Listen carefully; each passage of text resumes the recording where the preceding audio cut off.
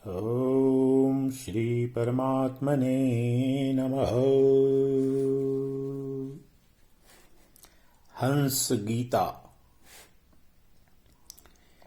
एक हंस गीता महाभारत के शांति पर्व में पितामह भीष्म एवं धर्मराज युधिष्ठिर की वार्ता के अंतर्गत भी प्राप्त होती है।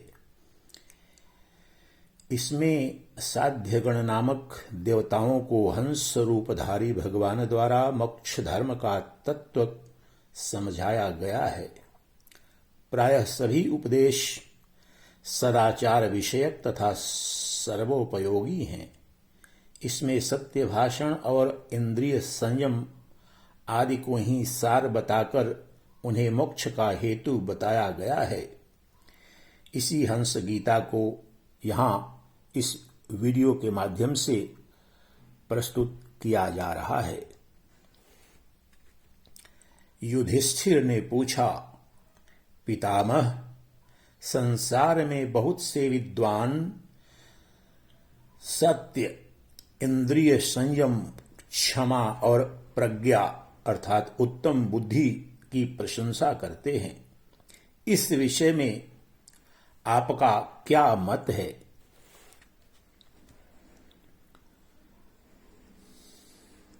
भीष्म उवाच। भीष्म पितामह ने कहा, युधिष्ठिर, इस विषय में साध्य गणों का हंस के साथ जो संवाद हुआ था वहीं प्राचीन इतिहास में तुम्हें सुना रहा हूं।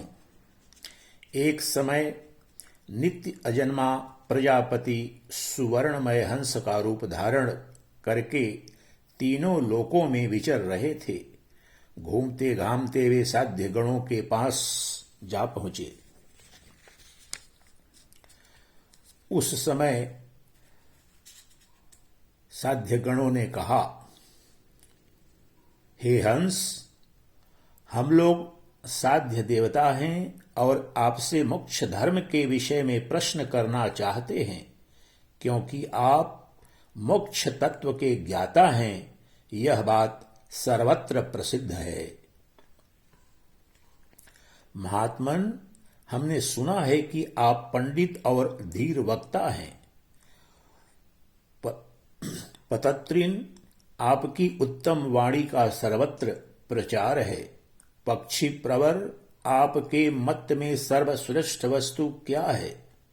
आपका मन किसमें रमता है?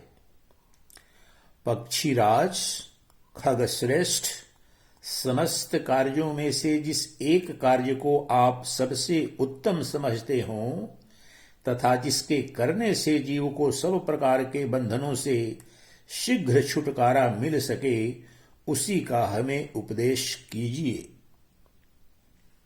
हंस उवाच। हंस ने कहा, अमृत भोजी देवताओं, मैं तो सुनता हूं कि तप, इंद्रिय संयम, सत्य भाषण और मनोनिग्रह आदि कार्य ही सबसे उत्तम हैं। हृदय की सारी गांठें खोलकर प्रिय और अप्रिय को अपने वश में करे, अर्थात उनके लिए हर्ष एवं विषाद न करें। किसी के मर्म में आघात न पहुंचाए, दूसरों से निष्ठुर वचन न बोले, किसी नीच मनुष्य से अध्यात्म शास्त्र का उपदेश न ग्रहण करे तथा जिसे सुनकर दूसरों को उद्वेग हो, ऐसी नरक में डालने वाली अमंगलमयी बात भी मुंह से न निकाले।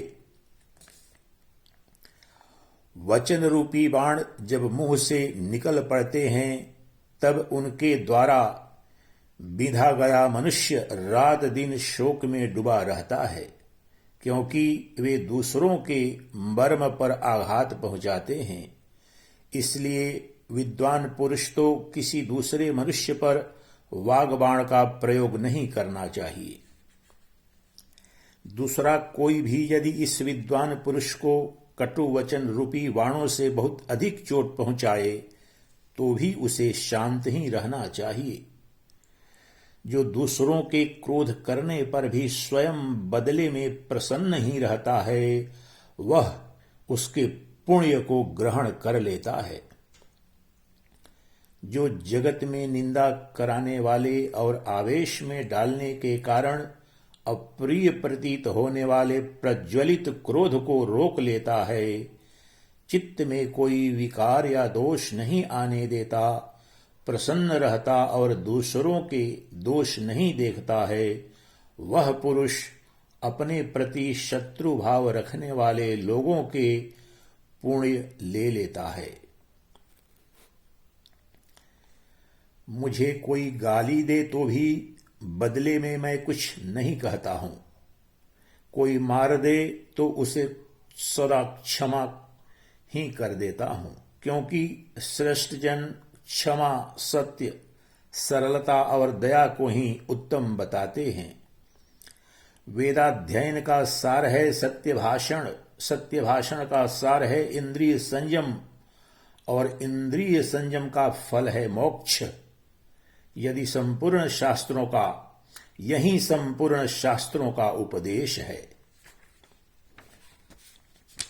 जो वाणी का वेग, मन और क्रोध का वेग, तृष्णा का वेग तथा पेट और जननेन्द्रिय का वेग, इन सब प्रचंड वेगों को सह लेता है, उसी को मैं ब्रह्मवेता और मुनि मानता हूं। क्रोधी मनुष्यों से क्रोध न करने वाला मनुष्य श्रेष्ठ है। असहनशील से सहनशील पुरुष बड़ा है। मनुष्येतर प्राणियों से मनुष्य ही बढ़कर है तथा अज्ञानी से ज्ञानवान ही श्रेष्ठ है। जो दूसरों के द्वारा गाली दी जाने पर भी बदले में उसे गाली नहीं देता, उस क्षमाशील मनुष्य का दबा हुआ क्रोध ही उस गाली देने वाले को भस्म कर देता है और उसके पुण्य को भी हर लेता है। जो दूसरों के द्वारा अपने लिए कड़वी बात कही जाने पर भी उसके प्रति कठोर या प्रिय कुछ भी नहीं कहता तथा किसी के द्वारा चोट खाकर भी धैर्य के कारण बदले में न तो मारने वाले को मारता है और न उसकी बुराई ही चाहता है, उस महात्मा से मिलने के लिए स्वयं देवता भी सदा ललायित रहते हैं। पाप करने वाला अपराधी अवस्था में अपने से बड़ा हो या बराबर, उसके द्वारा अपमानित होकर, मार खाकर और गाली सुनकर भी उसे क्षमा ही कर देना चाहिए। ऐसा करने वाला पुरुष परम सिद्धि को प्राप्त होता है। यद्यपि मैं सब प्रकार से परिपूर्ण हूं, मुझे कुछ जानना या पाना शेष नहीं है, तो भी मैं श्रेष्ठ पुरुषों की उपासना अर्थात सत्संग करता रहता हूं।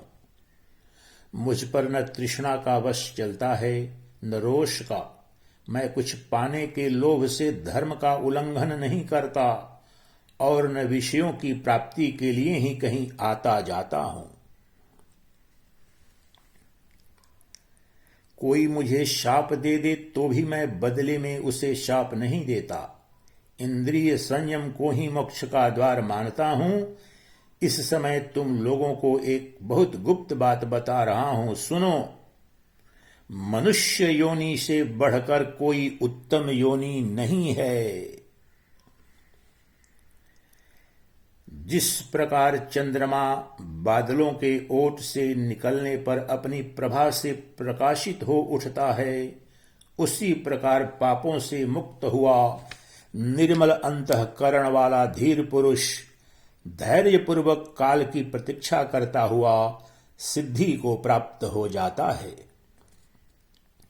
जो अपने मन को वश में रखने वाला विद्वान पुरुष ऊंचे उठाने वाले खंभे की भांति उच्च कुल में उत्पन्न हुआ सबके लिए आदर के योग्य हो जाता है तथा जिसके प्रति सब लोग प्रसन्नता पूर्वक मधुर वचन बोलते हैं, वह मनुष्य देव भाव को प्राप्त हो जाता है।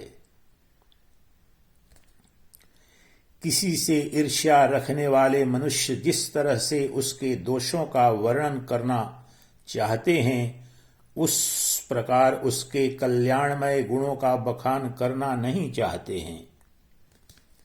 जिसकी वाणी और मन सुरक्षित होकर सदा सब प्रकार से परमात्मा में लगे रहते हैं, वह वेदाध्ययन, तप और त्याग इन सब के फल को पा लेता है। अतः समझदार मनुष्य को चाहिए कि वह कटु वचन कहने या अपमान करने वाले अज्ञानियों को उनके उक्त दोष बताकर समझाने का प्रयत्न न करे, उसके सामने दूसरे को बढ़ावा न दे तथा उस पर आक्षेप करके उसके द्वारा अपनी हिंसा न कराए।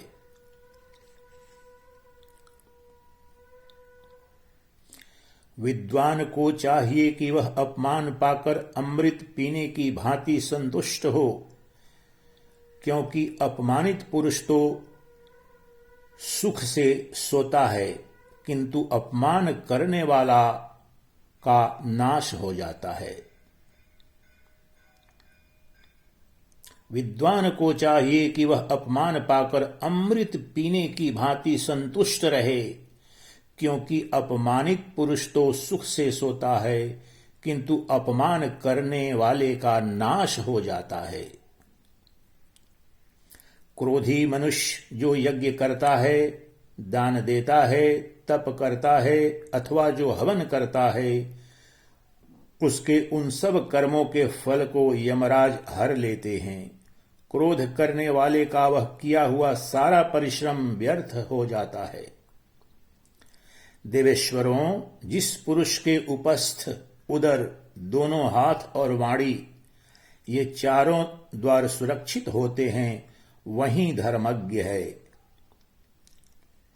जो सत्य, इंद्रिय संयम, सरलता, दया, धैर्य और क्षमा का अधिक सेवन करता है, सदा स्वाध्याय में लगा रहता है, दूसरे की वस्तु नहीं लेना चाहता तथा एकांत में निवास करता है, वह ऊर्ध्व गति को प्राप्त होता है।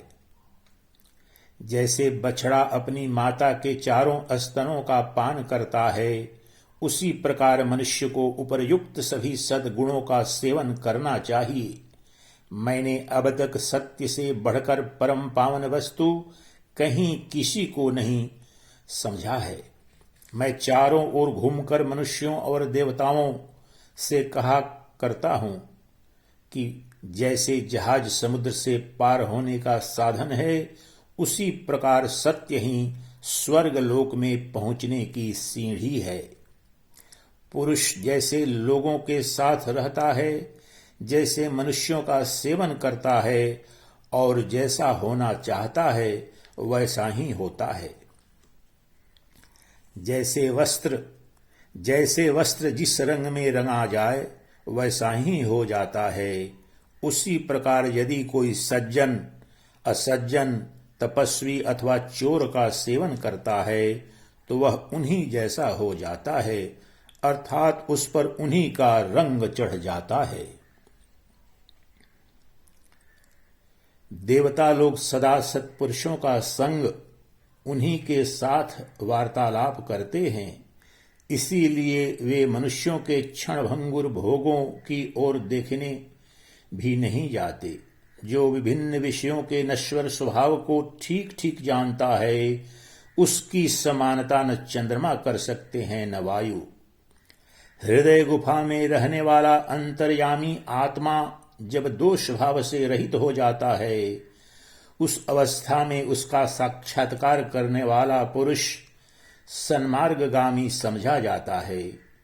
उसकी इस स्थिति से ही देवता प्रसन्न होते हैं।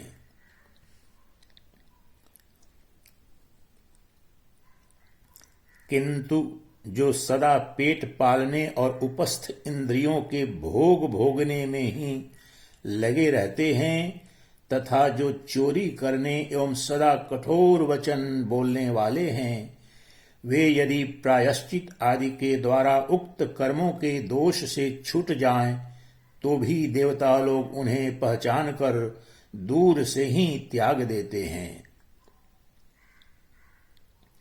सत्वगुण से रहित और सब कुछ भक्षण करने वाले पापाचारी मनुष्य देवताओं को संतुष्ट नहीं कर सकते। जो मनुष्य नियम पूर्वक सत्य बोलने वाले, कृतज्ञ और धर्मपरायण हैं, उन्हीं के साथ देवता स्नेह संबंध स्थापित करते हैं। व्यर्थ बोलने की अपेक्षा मौन रहना अच्छा बताया गया है। यह वाणी की प्रथम विशेषता है।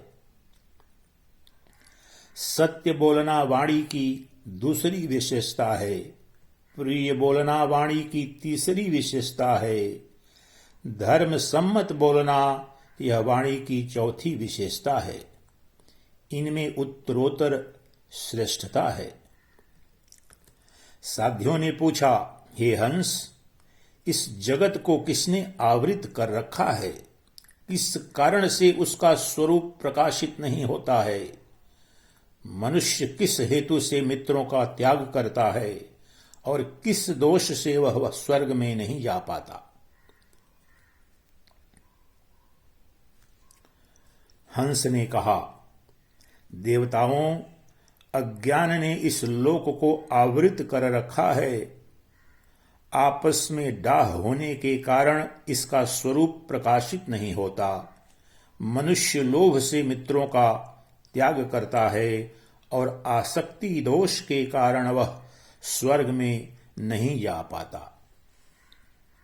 साध्यों ने पूछा, हे हंस, ब्राह्मणों में कौन एकमात्र सुख का अनुभव करता है? वह कौन ऐसा मनुष्य है जो बहुतों के साथ रहकर भी चुप रहता है? वह कौन एक मनुष्य है जो दुर्बल होने पर भी बलवान है? तथा इनमें कौन ऐसा है जो किसी के साथ कलह नहीं करता? हंस ने कहा, देवताओं, ब्राह्मणों में जो ज्ञानी है एकमात्र वही परम सुख का अनुभव करता है। ज्ञानी ही बहुतों के साथ रहकर भी मौन रहता है। एकमात्र ज्ञानी दुर्बल होने पर भी बलवान है और इनमें ज्ञानी ही किसी के साथ कलह नहीं करता है। साध्यों ने पूछा, हंस, ब्राह्मणों का देवत्व क्या है? उनमें साधुता क्या बताई जाती है? उनके भीतर असाधुता और मनुष्यता क्या मानी गई है? हंस ने कहा, साध्यगण, वेद शास्त्रों का स्वाध्याय ही ब्राह्मणों का देवत्व है। उत्तम व्रतों का पालन करना ही उनमें साधुता बताई जाती है। दूसरों की निंदा करना ही उनकी असाधुता है और मृत्यु को प्राप्त होना ही उनकी मनुष्यता बताई गई है। भीष्म जी ने कहा, युधिष्ठिर, ऐसा कहकर नित्य अविनाशी परम देव भगवान ब्रह्मा साध्य देवताओं के साथ ही ऊपर स्वर्ग लोक की ओर चले गए। सर्वश्रेष्ठ अविनाशी देवाधिदेव ब्रह्मा जी के द्वारा प्रकाश में लाया हुआ यह पुण्यमय तत्व ज्ञान यश और आयु की वृद्धि करने वाला है तथा यह स्वर्ग लोक की प्राप्ति का निश्चित साधन है। हे युधिष्ठिर, इस प्रकार साध्यों के साथ जो हंस का संवाद हुआ था उसका मैंने तुमसे वर्णन किया। यह शरीर ही कर्मों की योनि है और सद्भाव को ही सत्य कहते हैं। इति श्री महाभारते शांति पर्वणि मोक्ष धर्म पर्वणि हंस गीता संपूर्णा। महाभारत के शांति पर्व में पाया जाने वाला यह हंस गीता संपूर्ण हुआ। चिदानंद रूपः शिवोऽहं शिवोऽहं, चिदानंद रूपः शिवोऽहं शिवोऽहं, चिदानंद रूपः शिवोऽहं शिवोऽहम्।